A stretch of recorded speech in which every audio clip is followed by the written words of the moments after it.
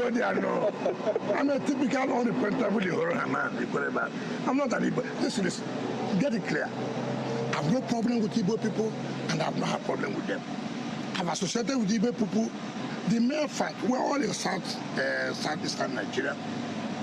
The mere fact we're in northern Nigeria doesn't make you an Hausa man. Doesn't make you a Fulani man.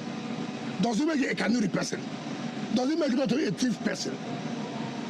The mere fact you share some similarities, the languages are close, doesn't make you that you are sorry for. I mean, what is all these things? Senator Mata has a right to associate with whoever I want to associate. I, as Ezewo, Yesom, Wike, an unrepentable Ikwere man, an unrepentable Igbo man, I'm not an Igbo man.